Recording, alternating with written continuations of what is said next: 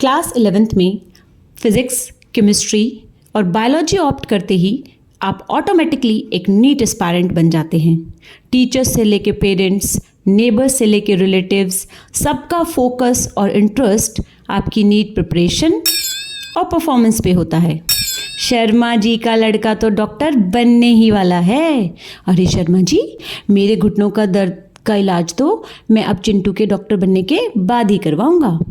पर इस सारे ड्रामे में किसी ने चिंटू की मर्जी पूछी? क्या वो एक डॉक्टर बनना चाहता है? क्या आप एक नीट एस्पायरेंट बनना चाहते हैं? If your answer is no, then this video is just for you. क्योंकि इस वीडियो में हम डिस्कवर करने वाले हैं careers options in biology except being just a doctor. Career option 0.1 Be a biologist। अब ये बायोलॉजिस्ट कौन होते हैं? A person who deals with scientific studies of life. तो बेसिकली ये बायोलॉजिस्ट वो होते हैं जो लिविंग ऑर्गेनिजम्स की साइंटिफिक एनालिसिस करते हैं। फॉर एग्जांपल प्लांट्स की एनालिसिस, एनिमल्स की और माइक्रो ऑर्गेनिजम्स की। अब यहाँ पर मेनली दो कैटेगरीज आती हैं। सबसे पहले होते हैं बॉटनिस्ट जो बेसिकली प्लांट्स की स्टडीज़ करते हैं, एंड सेकंड होते हैं जूलॉजिस्ट जो कि एनिमल्स की स्टडी करते हैं। प्रोसीजर। सो बायोलॉजिस्ट बनने के लिए सबसे पहले आपको क्लास 12th में PCB फिजिक्स, केमिस्ट्री और बायोलॉजी से एटलीस्ट 55% मार्क्स ऑब्टेन करने हैं। After that you have to apply for a graduation course.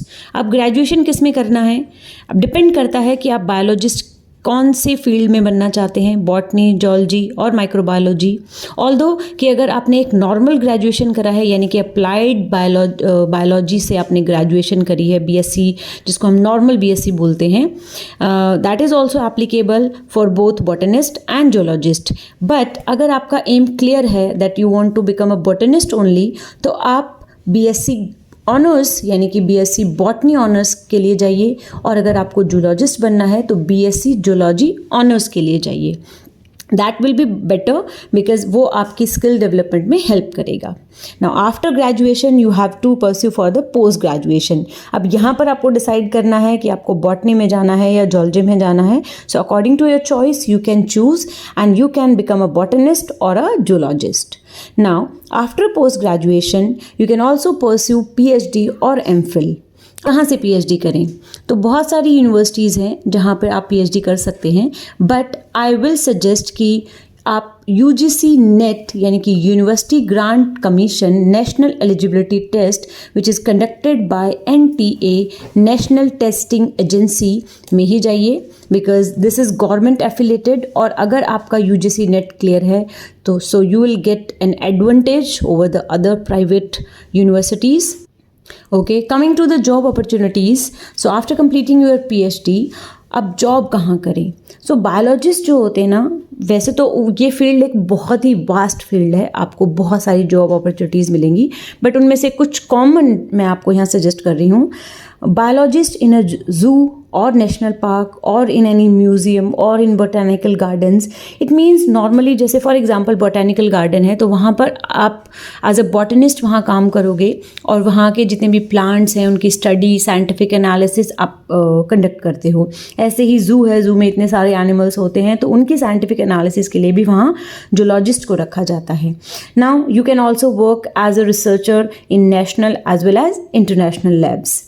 And last but not the least, you can also pursue in education sector as an assistant professor or professor. Job opportunities की कोई limit नहीं है biologist के case में, but it all depends on your skills, on your experience and your dedication towards the work. Coming to the salary, तो आपकी salary depend करती है कि आपने जो PhD किया है वो कहाँ से किया है। अगर आपने एक अच्छे रेप्यूटेड रिसर्च लैब से PhD किया है तो आपका जो सैलरी पैकेज होगा नॉर्मली 5 to 7 लाख से शुरू होगा, एंड ये बहुत आगे तक जा सकता है depending upon your skills, depending upon your experience, depending upon your abilities. So this is the first career option. We will discuss some more career options in future videos. Till then, be happy, be bold, and be biologics.